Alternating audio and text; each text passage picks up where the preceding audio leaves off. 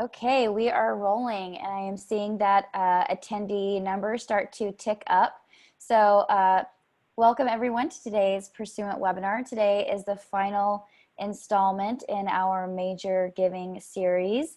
And I'm thrilled to bring back to the table our stellar presenters, Kristen Priest and Doug Cogswell. And they'll be discussing how to adapt your case for support and your method for connecting with major donor prospects in this new normal where meetings look a lot different and what seems wise can vary widely based on what region of the country that you're in. So I'm glad that everyone is tuning in today. Moving on to the next slide. A quick little logistical reminder here, if you're new to using Zoom, if you have any questions or comments, you can enter those in the Q&A box that's located in the toolbar at the bottom of your screen. And we will be answering those questions throughout today's presentation. If there are any that are particularly pertinent to the slide that we're on, we'll bring them up then. Otherwise, there will be some Q&A time at the end. We will also be sending out the recording of today's presentation within 24 hours. And so if there's something that you wanted to go back and review, or if you had to drop early or you are experiencing any connection issues, you'll be able to go back and review that. And we'll also have it available on the website within the next couple of days. As a quick reminder, here are the previous two webinars in this series. So we kicked it off on July 7th with Who Will Give Right Now? Secrets to Major Gift Segmentation. The second webinar, which was held last Tuesday, was all about measuring major gift success. And so Doug came in on that one to look at a lot of different metrics and ways that you can kind of slice and dice your data to look at, are you being successful with connecting with prospects? And again, today we're going to be kind of bringing in the final installment of the series on adapting your case for support based on kind of the current environment that we're in. And if there's anything that you see and you'd love to get some free consulting on, free 30-minute consulting, you can reach Kristen or Doug by visiting continuethedialogue.com and submitting your information there. And then another quick little reminder here before we get into the meat of today's conversation. Next Tuesday, July 28th, we're going to be bringing on a special guest, Reggie Rivers, who's the president and founder of the Gala team. And a lot of you probably are asking questions about how we, if you're an organization that has typically relied really heavily on galas or in-person events for your fundraising, you probably are having a lot of discussions and have been having a lot of discussions the past few months about how you adapt to this new environment. And so we're glad to welcome you next week in that webinar. And we will be sending out more information on that in the follow-up to this webinar, as well as our mass email blast to you all with the link to register for that if you haven't done so already. So without further ado, I'd love to kick things over to today's presenters. The voice you're hearing today, though my picture is not on the slide, is Leah Davenport, and I serve as the Senior Marketing Manager here at Pursuant. And I'm going to hand things off to Kristen Priest. Her picture's right there in the middle.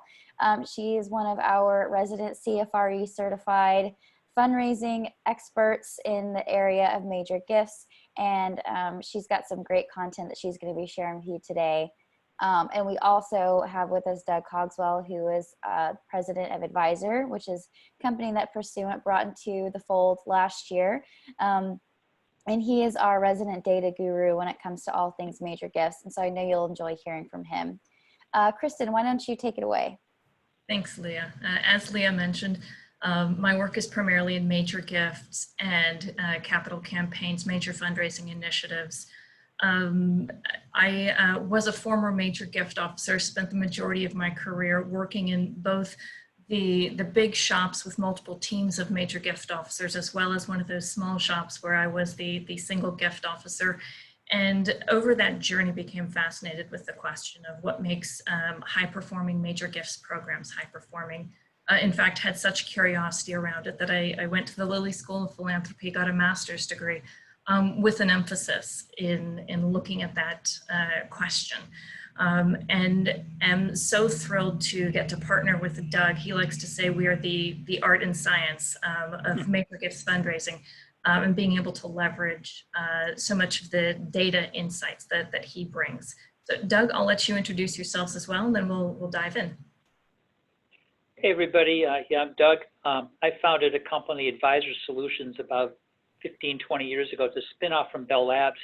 It's become a leader in data discovery and analytics, was acquired by Pursuit a year ago, because for the last 15 years, we've been really focused on fundraising analytics, and we work with healthcare, higher ed, nonprofits across the board.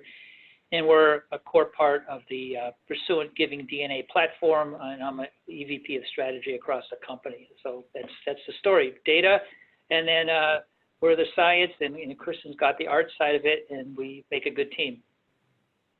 All right, thanks, Doug. So over the course of the next hour, we want to look at two pieces that are really core to Major Gift success and that are shifting in all that we're experiencing in 2020. The case for support and relationship building. And Doug and I are going to tag team this from the art and the science standpoint. How do we leverage both of those to move forward in the most effective and efficient way possible? And then as time permits, we'll leave some space at the end for some Q&A. So I want to get started with the idea of the case for support versus their case for support. If you joined us for the first webinar, we talked about the importance of understanding and articulating your organization's, I call it the 2020 case for support. In March, I referred to it as the COVID case for support. But as we're experiencing 2020 as a year of extremes, the extreme that we're experiencing around COVID, the rise in the importance of social justice issues. And as we head into an election season, inevitably new issues come to the forefront as that becomes prominent in the political space. So understanding your organization's 2020 case for support, and that isn't necessarily to say how you are solving for the problems or the challenges or opportunities that we're experiencing in 2020, but rather how are you and your organization more relevant than ever in 2020? Because what we're experiencing as a country, and I think even as a world, is so powerful that nearly every donor is impacted in some way by some of what we're experiencing. And so within that, there is additional opportunity for them to become more closely connected to some of the work that your organization is doing. And impact them in their day-to-day life. And so understanding their case for support in 2020, their case for connecting with you is going to be critically important. And we'll talk about how the data and the art can inform that. Because at the end of the day, a higher ed organization, the case for support may look something like this. It's that big, important, visionary message, but we have to remember that from the donor standpoint, their case for support is often much more narrow. It's what I call that squishy center around why a donor gives to you. And it may look like this, or even this, the medical research your organization may be doing, or if you're a healthcare organization, how you're serving in COVID. So understanding their case for support and how we do that is part of what we're going to talk about in this next hour. So Doug, let's start with the data. Yeah, so when we look at prospects, there is obviously a variety of dimensions. They're human beings, but there's three core areas. One is on the top right, capacity. What's their wealth? What's how much resources they have? How philanthropic are they? And that's data that we've done a lot of talking on where you can figure that out from. Pursuant as a company, we do wealth screening. There's public proxies. There's a variety of ways of getting at that. You can look at job titles and parse out senior titles. Top left, second dimension is attachment. How attached, how engaged, how committed are they to your cause? And we do a bunch of augmented intelligence and modeling around that, built off of, if it's a higher ed institution, How many reunions have they been to? Which events have they been giving recently? Have they been on a committee? All of that stuff are indications of attachment. Have they been clicking on your newsletters? Healthcare organization, we can mine through the patient data to figure out, connection scores based on what happened. We've talked about that in the past. But for this, to understand the cause, the other one on the bottom, the blue circle, is the interest areas. Because if you can come to a prospect that's got capacity, who's engaged, attached to your cause, and you know what their interest areas, that's the strike zone. So I want to spend just a couple minutes on how do you get at interest areas out of the data you have. So next slide gets a bit into that. There's different sources, and most of you have versions of this, and there's more you can do. So when we look at internal data sources, they tend to be key. So you can infer from the degree, an engineering degree, the field of work, they've remained in research science for an aerospace company. If it's a hospital, the patient experience. So these are things that are in the database that can give an indication of where somebody's committing their life, of what they're doing.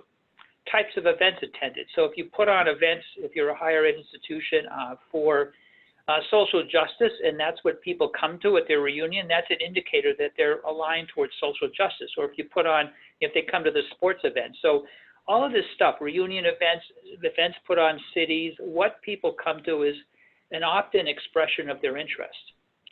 Newsletter articles clicked on can be really key. I'm going to hit that a bit more in a second. Survey data. So if you survey people, patient exit surveys, alumni reunion surveys, there's a lot of ways you can get in questions about where people's hearts are, where their souls are, where their minds are. And out of all of this, there's a point here about automated smart parsing can flag, bin, and rank this information out of the raw data. So some of this are dimensions. I have an engineering degree. Some of them are trying to parse out of the newsletter articles clicked on. Some of it's trying to parse out of the survey data what the responses were. But you can infer sentiment, and you can infer interest areas out of that. And then it's bringing it all together, because these are all inputs. There are intelligence mechanisms, modeling mechanisms that can group this. So you can infer that somebody's got an interest in healthcare research, or they've got an interest in aerospace engineering, or they've got an interest in athletics, specifically hockey or whatever. So as you're thinking about causes in your campaign, you can figure this out and align the prospects who have the interest with the areas of the campaign you're trying to raise money for. You get obviously a much better connection and a more likelihood of moving the prospect through to solicitation and close. The next point, newsletters. These are underused by most fundraisers, but if you're strategic with your newsletters, you can probe for interest areas through the articles you run. If you're running a campaign on 4 areas, put newsletter articles about those campaign areas, and then you'll see connection to your cause by how often they click on the articles. And this is a massive data, but there's a bunch of discovery tools like we have that can mine that and group it into interest areas that could be added into the data from above. So I would encourage all of you this is an area where you literally can do marketing and probing to try to call out interest areas. And then additionally, there's external appends. So let's switch to the next page and look at that. So this is an example from our company, Pursuant, of the kinds of data that's out there in sources that you can add on to your core prospects. So on the left, there's demographic information about occupation, education, how big the family is. This starts giving you an indication of where their hearts might be. Psychographic and giving behavior, what other kinds of causes, giving affinity are they giving to? Health, political, religious, all those things this is content that you can append to the data you're collecting internally, political affiliation. Then of course, communication preferences is additional data. As you're trying to approach a prospect, if you understand their interest area, their capacity and attachment, how do you approach them? Some people have a strong preference for mail. Some people have a strong preference for phone. Others are much more social media or digitally oriented. So if you can figure this out, it not only gives you the angle, the message to come in on, but how to approach the prospect in the most effective manner. And that's sort of the science of this. And I would just encourage all of you listening, there's probably a lot more everybody can do with their data to get at the underpinnings of this. Now we're going to move to the art for a few minutes here. All right, thanks, Doug. So with that data to guide our strategy, our prioritization, and our approach to those conversations, we then move into that space where we start to, with the donor, identify their case for support. And we do this through powerful questions. And this is really where we get to the root of the difference between the case for support and sharing the case versus uncovering their case. Powerful questions. They delve into this space that is vulnerable and not always comfortable. Too often, gift officers come back from a visit feeling they were really successful because we had a great conversation, rather than we identified the two things that need to happen before John and Beth feel comfortable talking about a major gift. And as stewards of these donor relationships, I feel like we have a responsibility to go beyond the polite questions so that we can, with the donor, discover their feelings, their motivations, perceptions, priorities, and beliefs regarding our organization, the shared mission, and their philanthropic values. So over the course of the last 10 years or so, I started asking really successful major gift fundraisers, what are some of your go-to questions? What are those questions that you find you ask over and over again to a variety of donors over the course of your conversation? And as I collected those, well over 100 questions now, I think, I've started to kind of group or bin them by stages in the donor journey or the donor visit. So we'll talk about the reason some of those questions in the relationship building, organization and discovery, cause and values identification, vision casting, ask building, and making the ask. I'll share just a couple of my favorite questions. If you're interested in the full list or that resource, we're happy to send afterwards. We won't be going over all 100 or so in this webinar. But let's dive in with the relationship building. I think this is one of the most underutilized portions of the donor visit. As a former journalism major, I cringe at what I call the throwaway question. Even the seemingly innocuous light questions can be incredibly strategic if we understand why we're asking that and what we need to get out of it. And I think in the age of COVID, getting this right will become increasingly important, both because we simply don't have the luxury of a long hour-and-a-half lunch to slowly, organically build up that relationship, but also because the cues that we might pick up in the room, some of those fallback things won't be there for us, and their situation may be rapidly evolving, and so we need to be able to quickly and with permission unpack some of what's happening to build that rapport. So a handful of some of my favorite questions. What made you decide to pursue a career in? How has fill in the blank impacted your work or business? And how's it impacted your family?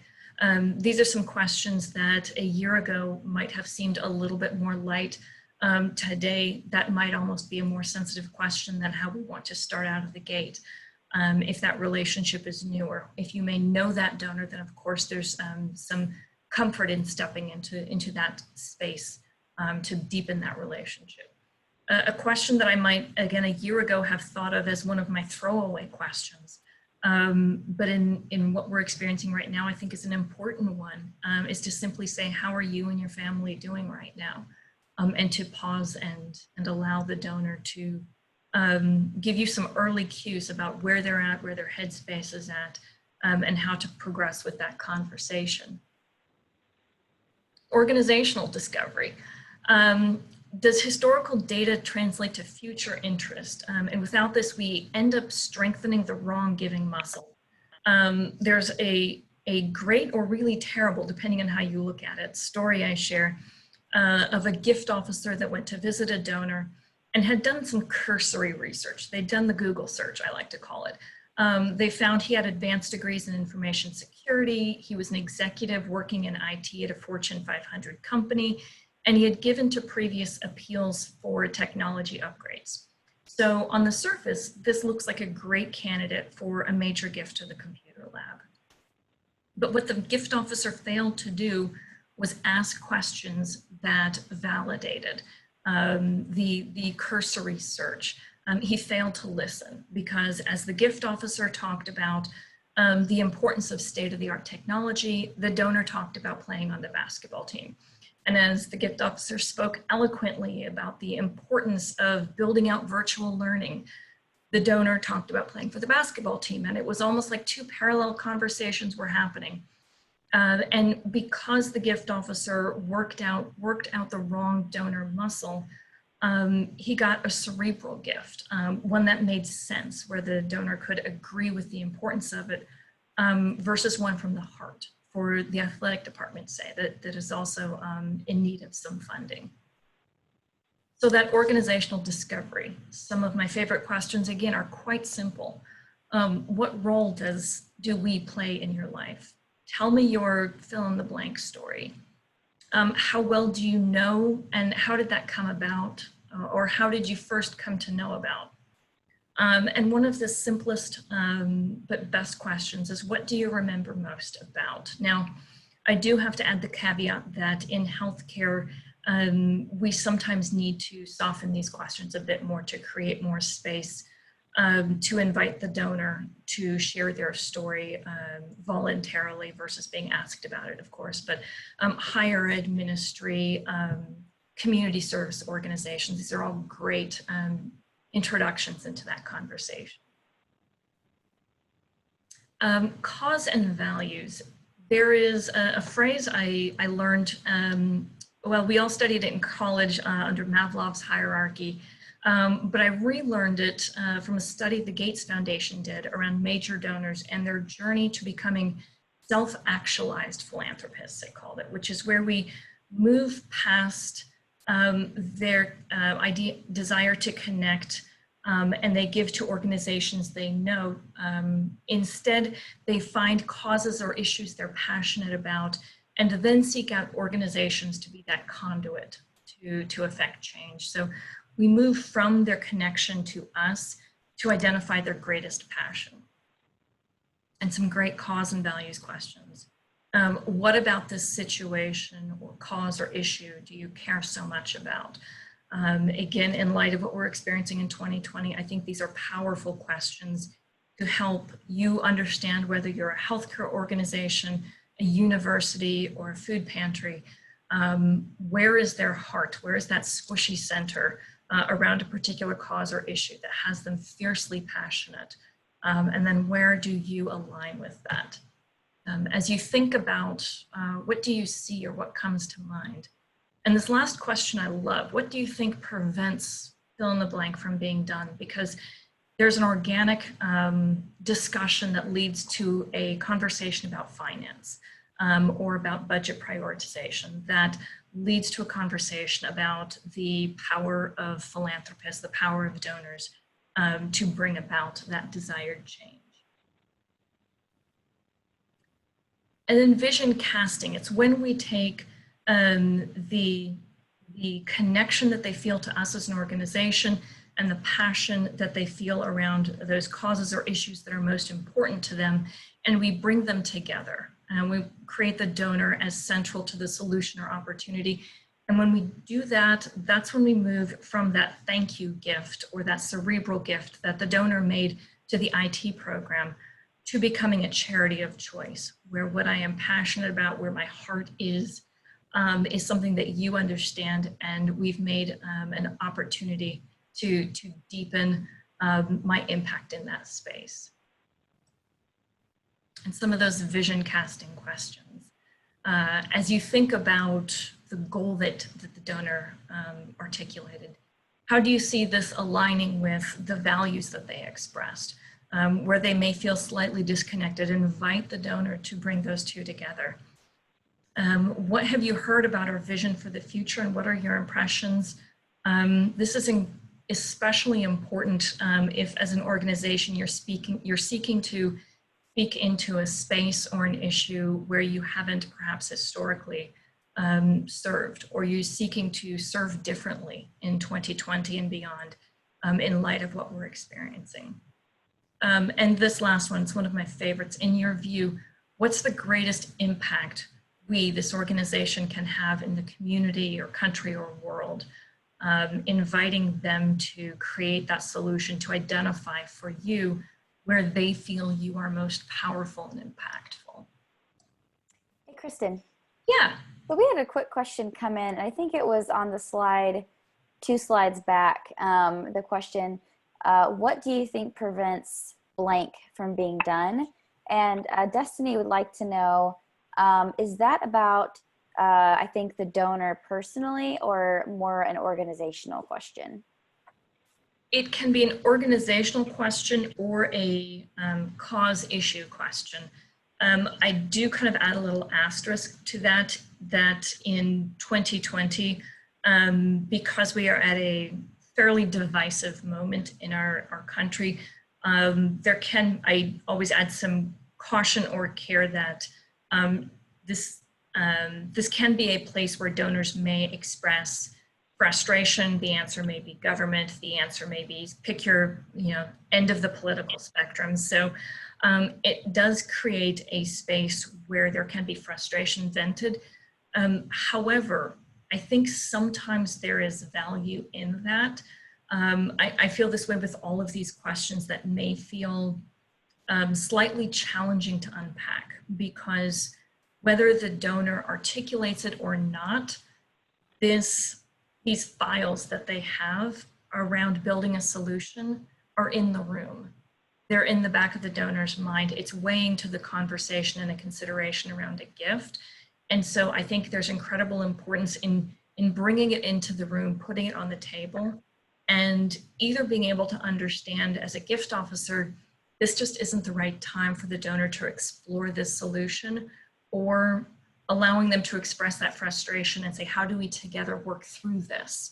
But again, I kind of add that asterisk that this is a more fiery question than it has been in previous years, but one that I think is still equally important, and primarily focused on the organization or the cause or issue versus a donor.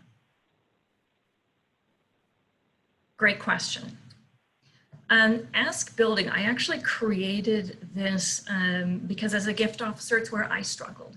How did I transition from this visionary, inspiring conversation about what we want the world to look like, down to asking the donor to be a part of that solution? And so for me as a gift officer, I found when I created Ask Building questions, it made that transition smooth, and it also created space for donors to give permission to ask, permission to move forward in that conversation, versus putting the donor in an uncomfortable position of an on-off switch. Of we've talked about everything that we want to have accomplished. Now I'm going to flip that switch and we're going to talk about a gift. So some of those Ask Building questions. I feel like I'm saying this a lot, but again, this is one of my favorites. What would you like to accomplish with your money that's meaningful to you? That's a powerful question to invite the donor to start unpacking how they want to be seen in the world, who they are as that self-actualized philanthropist. As you think about your philanthropic giving priorities for the year, where might we, this project or initiative, fit within that? And then what needs to be true for you to consider a gift? I think in 2020, that question is going to become increasingly important. Understanding what needs to be true externally and internally for a donor to consider a gift. Hey, Kristen, what I love about this is the balance, as you said at the beginning, between the science and the art. Like so the data will give you a directional indication along a lot of these questions. And like the ask, you'll get some sense of what the area is, you'll get some sense of what the data would say the person should be able to give, $100,000, $500,000, $10,000, whatever. But then it's the art. These are human beings, so the data is only directional. And for a portfolio, it's probably pretty accurate. But when then you get down to an individual donor, these questions are key to figure out, hey, the person actually is interested in basketball, not what I thought. Or the person actually only has the capacity to make a $100,000 gift now, not the $500,000 the data showed. And it's the interplay between these that results in success. Without the data, it's sort of a scattered, it's hard to set strategy. But without this sort of whole question asking, field officer discovery with the people, you miss the human side, and the person's actually different than the data said. I said I'm loving the way this is going. Yeah, well, and Doug, you're right, and I think that's the danger of the Google search. A former boss of mine was generous and philanthropic, but if you Google searched his name, it was the same as a famous movie actor. So that's the danger of assuming your Google search is the same as a data analysis or research. Because again, if that gift officer had been able to dive into the newsletter, click some of that other information, I'm sure they would have seen that donor clicked on all the athletics pieces, specifically the basketball, and found that they played in some intramural basketball leagues. So I think it's a great point, Doug. Making the ask, I think this is the exception to the yes/no rule. We talk about powerful questions. Great questions don't allow necessarily for a yes/no answer. I think this is that one place where where I create an exception. My personal experience, find what works and stick with it in terms of making the ask. And here's why. At the end of the day, it's about creating donor confidence. And when, as gift officers, we're coached to ask in a variety of different ways, as we may stumble or stutter over an ask because we're anxious or nervous, because of the importance of and weight of the ask that we're putting on the table, that can translate to the donor as lack of clarity or confidence, that then translates into the donor experience as well. So I find having an ask structure that you can lean on and shift it up if it's not working for you. But rather than creating a completely different ask structure around every single donor, find what works and stick with it. So here are some of the ask questions I love. You mentioned wanting to see fill in the blank accomplished. Would you consider partnering with us, seeing this accomplished through a gift of? This middle one is one that we're seeing in 2020, especially came through as higher education, other organizations with that summer fiscal year. We're asking for that special kind of gap, bridge the gap gift. Make a special gift to partner with us so that X can be accomplished, so that we can ensure we step into the next school year strong and able to adapt to the evolving needs of our constituencies and students. And then this last one, I include this because it's mine. As a gift officer, this was that ask question I fell back to time and time again. And I loved it because while it's not eloquent and beautiful and flowing, it was one I knew I could say every single time with clarity and strength without stumbling or stuttering over that ask structure. So a couple questions that I love I wanted to share. Just on that, again, I'll jump in, I love those questions. And one thing I've always learned is that when you ask the question and then the prospect responds back, the concept of reflexive listening or restating what they've said and making sure you've got them, you're restating what they're saying really helps them to buy in that you've understood them, and it'll eliminate confusion or clarification and help kind of nail down a verbal commitment at that point around the ask. Yes, I was coaching a executive at a faith-based organization around the idea of you put the ask on the table, and then the toughest job isn't asking for a gift, it's staying quiet after that to allow the donor to reflect. And finally, we landed on a solution. I said, all right, well, how about this? How about if you put the ask on the table and then say a silent prayer? And that'll allow the donor the time they need to reflect. And so we landed on that. And yes, allowing the donor to, I always say, If the donor answers right away, either in a negative or a positive, we missed the mark. We hit the mark when we put forward an ask that felt exciting enough that they wanted to sit and reflect on that, and think through how that could be possible. And then, yeah, reflect back their response. So what to ask, what not to ask, how to know the difference. As I said, there's this laundry list of questions.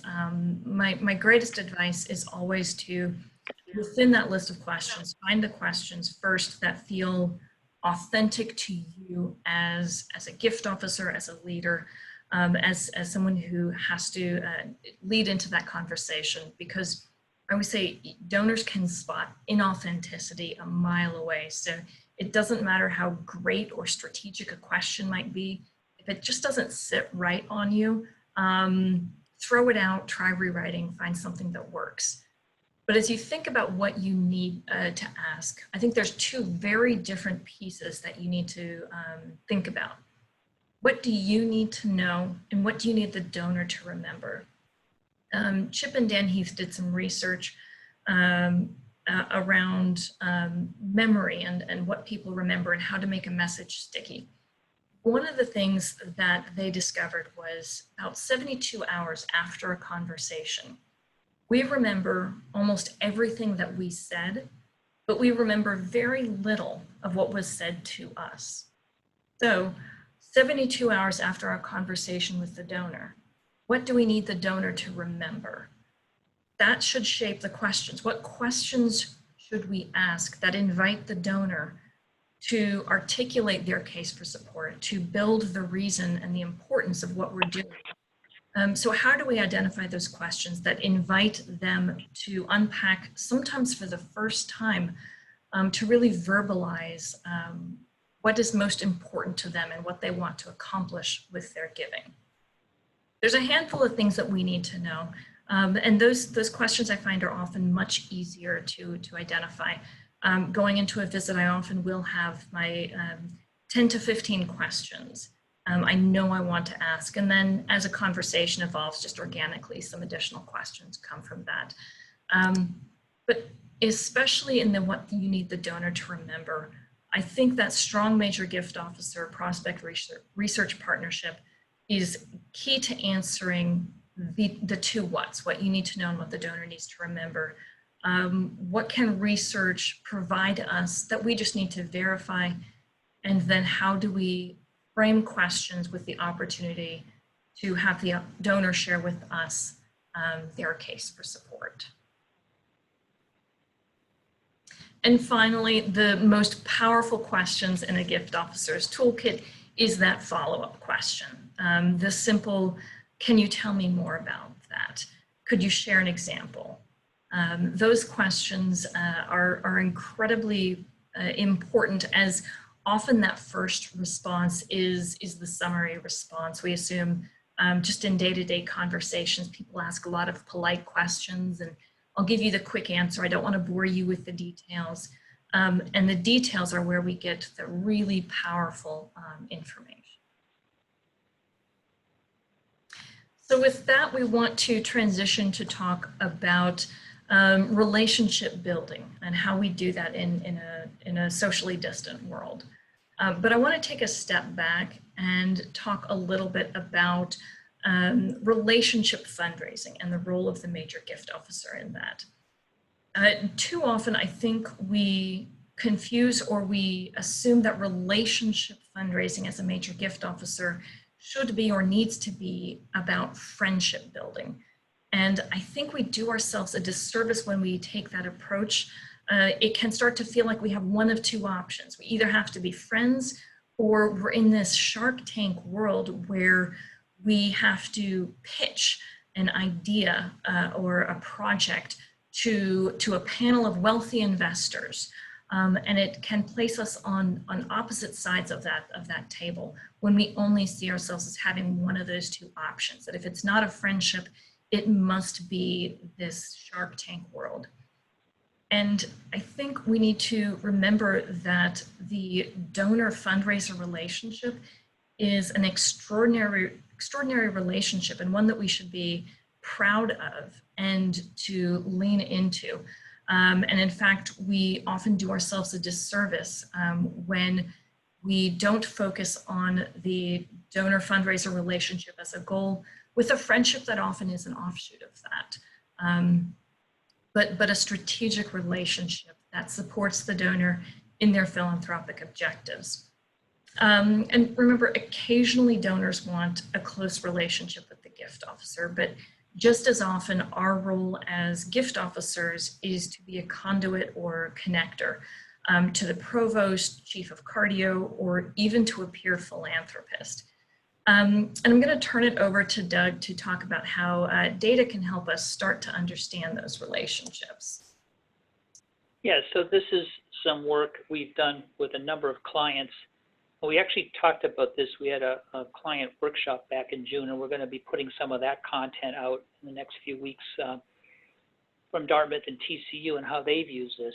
Because the question was, the first point, try to discover who knows whom in order to connect with a prospect. So back to Kristen's point, the gift officer doesn't have to have all the relationships, but he or she can lever others who are strongly connected to your cause, maybe on a board, maybe have just been putting on events for their regional community, but who are then, are well connected to somebody you're trying to reach. A really good leverage point. The second point is determine who out of your key volunteers, class agents, is connected to the most giving potential in your database. So if you're trying to look at people for a committee or for a class agent, there's a variety of skill sets and experience you'd look for, but one could be, Joe has a strong connection with 20 people who are collectively worth, $15 million of gifts, whereas Sarah is connected to 30 people with, a collective capability of $40 million of gifts. That gives you some sense that somebody else may not be connected very much to other people. So this has really been helpful. And as you look at, selections for key positions, class agents and the like, to make those decisions. The third point is there's different connections, friends. A prospect's connection with friends is probably one of the most influential, and there's a lot of them. And that's kind of where, in our work in this area, we've been trying to connect in. How do you know that if you're trying to reach, Joe, who knows Joe? Well, you're trying to find people who have been connected with him in a variety of ways. The second is business relations. There's a bunch of outside data sources where you could get, somebody's on a board or somebody works for the same company. We've generally found those to be less impactful than the friends. And especially in the higher ed sector, you probably have a lot more data that can be mined to connect these friend relationships. And then last is family. Obviously, family can be a more intense relationship, but there's far fewer. So when we looked at the different kinds of relationships people have, friends consistently came out the top. And then the next line is internal data versus social media. So you can get a lot of this from internal data. Events people have attended, degrees they've had together, experience in higher ed on sports teams together, all of that.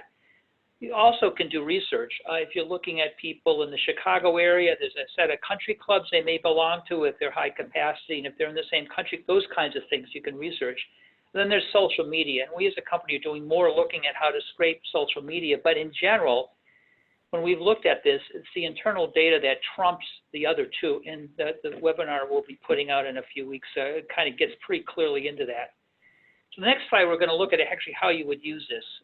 So here's a scenario. Joe on the left is a high net worth prospect we're trying to connect with. We've learned that Joe has a BA from the class of 81. The data, this is higher ed, obviously. He was an engineering major. He was in the Zeta Psi fraternity. He played on the hockey team, and he was the Rose House freshman dorm. We put the freshman dorm in because often a lot of connection occurs there, and they create lifelong relationships.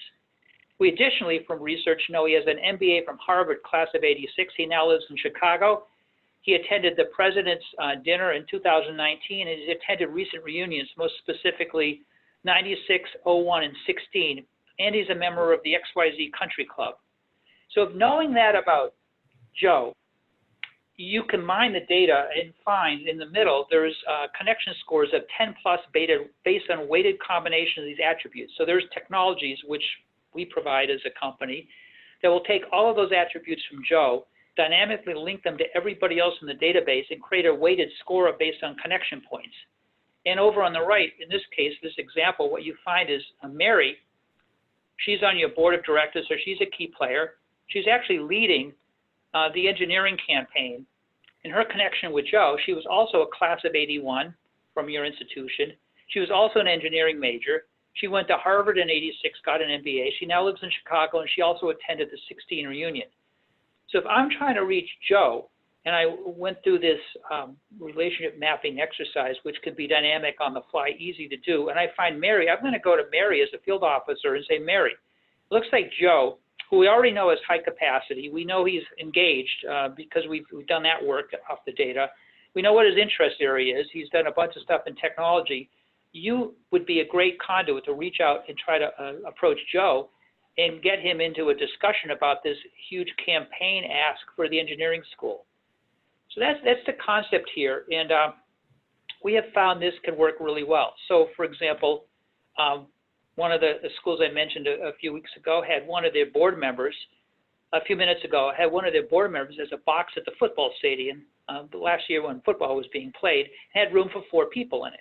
Well, who would you invite? You'd want to invite people who are connected with him, who also have capacity and are engaged. So this mining, this relationship mapping mining really helped. They quickly were able to get a list of 6 people. 4 of them came, and it worked really well. Back to the class agents, you can use this to figure out who's, back the same way, who's got the most connections to the people who have high capacity, best class agents.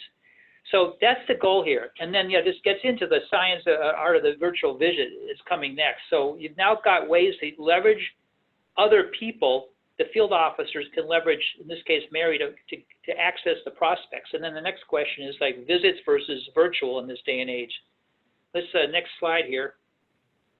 And last week's we got a bit more into this. I'm going to hit it briefly today that, visits have been hard, but in many cases, virtual visits are actually better than in-person visits. And Chris is going to talk a bit more in a minute about how to do a virtual visit effectively. But what we found, point 1, we've reviewed a lot of data.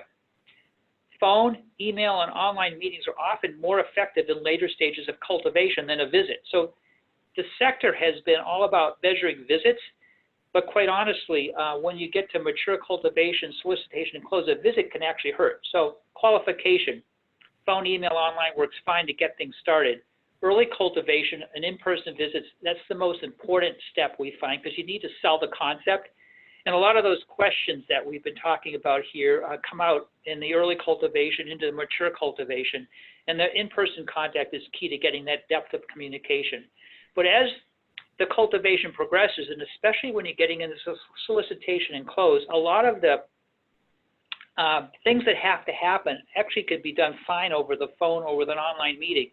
And in fact, with busy people, high capacity people who are just jammed their calendar, trying to get a visit may actually hurt the cause in a close, and we've seen that, and we've experienced that. So this was a highlight or an eye-opener for us where we really learned that now you can't really do visits, but actually these virtual visits fit better into some of these stages of cultivation.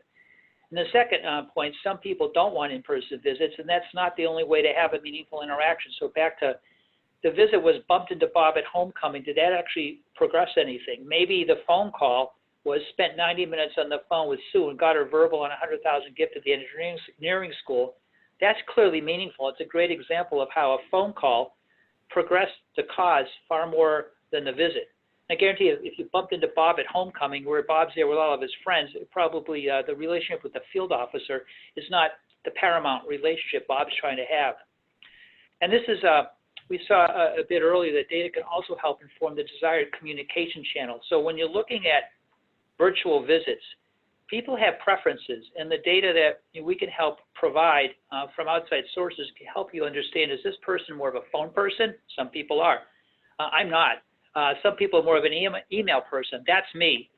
In-person visits, I love in-person visits. It's somebody I really want to connect with, but don't try to get me too many of those. So I'm a person that data would show I'm an email person. Somebody else is going to be a phone person, and understanding that really helps how to leverage virtual visits and moving prospects forward. So Kristen, let's keep going and talk about how to actually create these moments and get this to work. All right. So jumping back into the art side, creating a virtual moment. As Doug shared, we're finding that phone and email is more important or just as important than our face-to-face meetings that we would traditionally have relied on at various stages. I want to dive a little bit into that virtual visit because I think that's the space that's a little newer and sometimes a little bit more uncomfortable. So how do we avoid creating something that feels like yet another Zoom meeting? We're finding research around things like Zoom fatigue are true phenomena. So how do we make this not feel like yet another appointment? I think first, clarify in advance the purpose of the meeting. What's the goal or objective?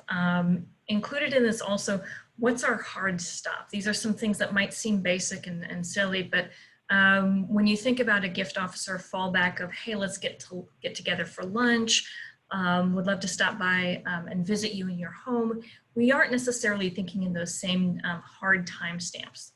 We also find that while an hour-long visit might not seem terribly long when we meet face-to-face, over Zoom that can feel a little lengthy. So sometimes half an hour to 45 minutes is more effective and feels better to the donor. Even considering things like sending an agenda. Sometimes that's a pretty uncomfortable experience for the donor, but there are those business folks, the ones who just want to know exactly what we're going to be covering, what do we need to accomplish. So something that just outlines the objective of the meeting. This is a great tip. Leverage DoorDash or other delivery tools. It's part of that creating a moment. Just because you can't get together with a donor for lunch doesn't mean you can't have lunch or get together for coffee or breakfast. Incidentally, it's also a great way to send friendly reminders of appointments that are coming up. Reach out with a DoorDash menu option. It's a way to affirm and validate that the donor is going to be available for that meeting. Send ahead package. This can be anything from a brochure and formal proposal that you want to walk through to a meaningful gift or thank you and recognition that you want the donor to experience with you in that conversation. And finally, invite with care other potential donors or internal experts. So one of the few advantages of living in COVID and being trapped to our keyboards and our desks a bit more is that we can leverage subject matter experts. We can leverage senior staff members or leaders or volunteers in ways that don't require them to take a half or a full day with us to go visit with a donor. There's much more grace and permission and understanding to steal away 30 minutes to join a virtual conversation with a potential donor. And finally, some specific ideas from the field that follow these. I hate to use the words best practice because we've been at this for a few months, and so I think we're still kind of trying to figure out what best practice looks like. But some ideas that have been successful in other organizations, some clients we're working with. Sneak peek tour. With this, I add great kind of warning to make sure that you really think through the technology. Whether it's a FaceTime, the lighting, the ability to walk through a space with coronavirus, the lighting, the audio, all of those pieces. There's enormous opportunity for things to go sideways, but where they can get that sneak peek, that insider view, it's a wonderful experience. A mini concert, I think the same could apply for a guest lecturer. They're leveraging where there's a virtual lecture series that is open to hundreds of people attending, and then a very small private Zoom meeting afterwards for a small handful of donors that invite a little bit of Q&A around a famous author or a concert. They invited the singer to talk about the story of how he wrote a particular piece. Organization-specific treats. Again, this particular organization was known for their tea. They had special teas, and so they had those delivered to the donors and invited the donors to have tea with them. If you're Ohio State, send some Buckeyes to enjoy those treats, to make that moment, that conversation, that Zoom meeting, not feel quite like yet another Zoom meeting. And finally, thank you, Jerry. This is one that I think is incredibly special as you're stewarding your major donors. It can be a package, it can be a video that's shared with the donor that invites the donor to feel the impact of their giving, have a moment of lightness, to feel that appreciation for what they're doing, that we know is one of the most impactful ways to steward and lead to that next relationship or that next gift. So with that, we have just a few minutes left if we want to take any questions. Yes, Kristen, I was looking for the unmute button. So a couple of really great questions came in.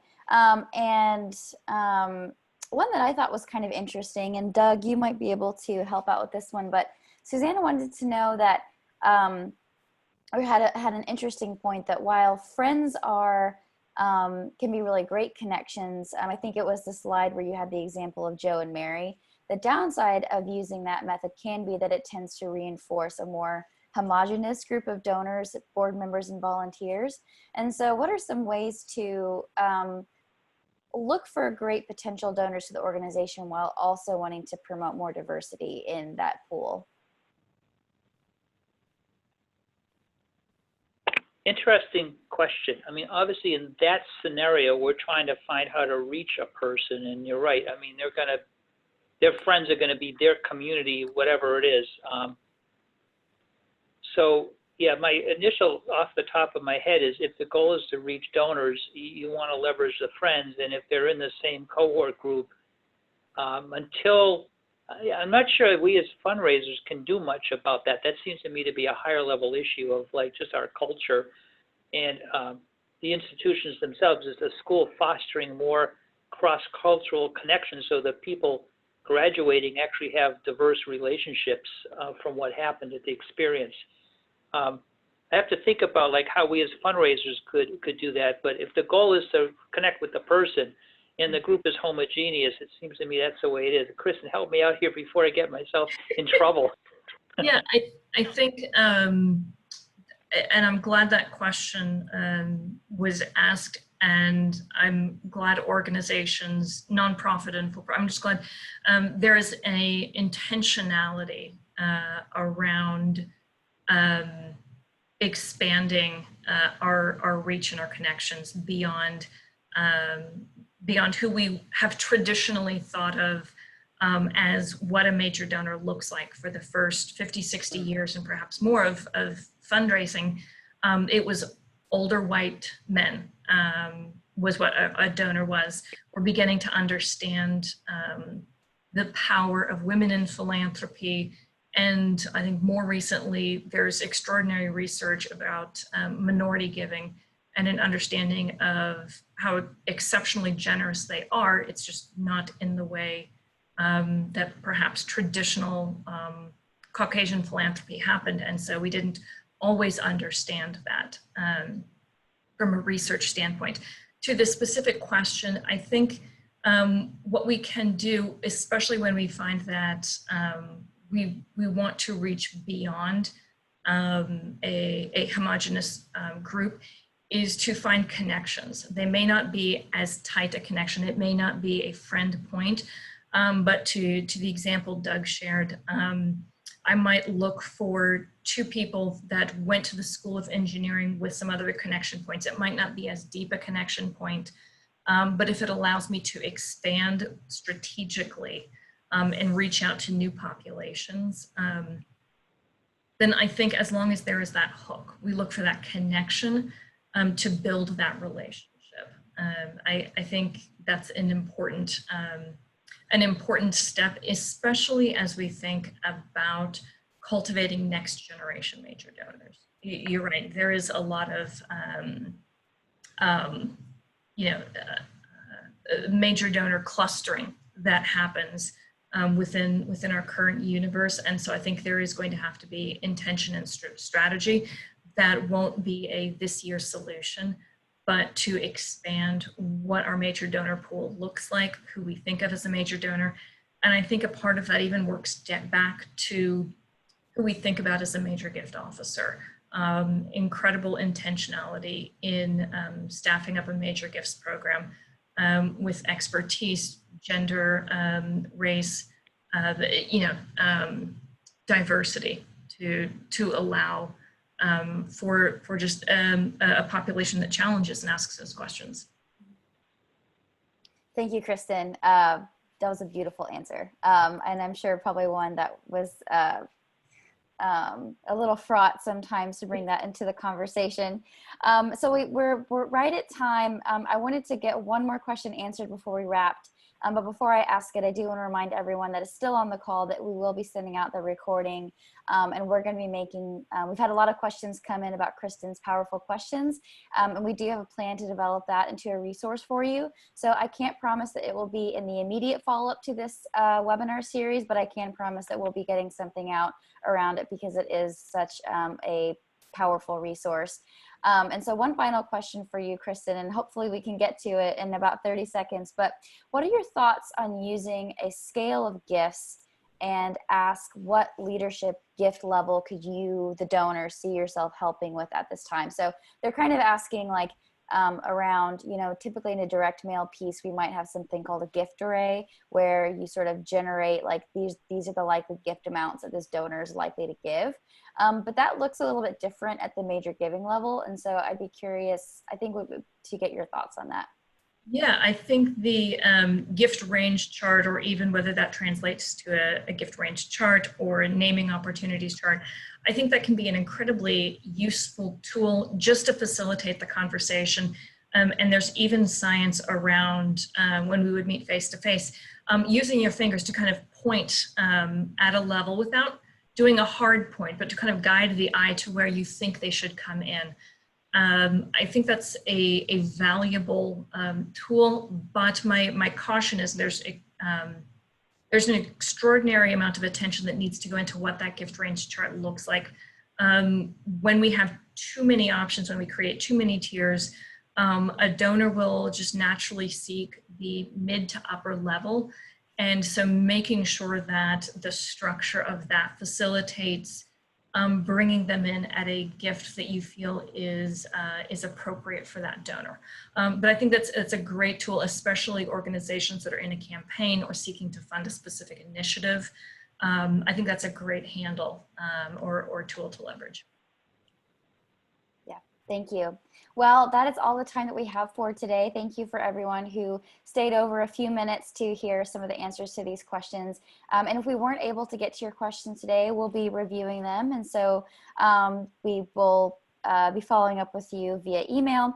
And again, we'll be sharing out these resources via email in the coming days. So you can look for that in your inbox. And we will be sharing out links to all the previous recordings as well. So if you've missed one, or you didn't get to attend the first two, we'll be sharing that with you. And Kristen, Doug, thanks again for your time and putting this together. Are there any other resources you want to leave our viewers with before we sign off today? Nothing in specific, just as we mentioned at the top of the webinar, www.continuethedialogue.com. If you have any questions we didn't address, you want to dive into them, shoot us a note. Doug and I love chatting about this kind of stuff. So free 30-minute consultation session, and look forward to talking with you all soon. All right. Thank you, everyone. Have a great rest of your day. Thank you. Thank you. Take care.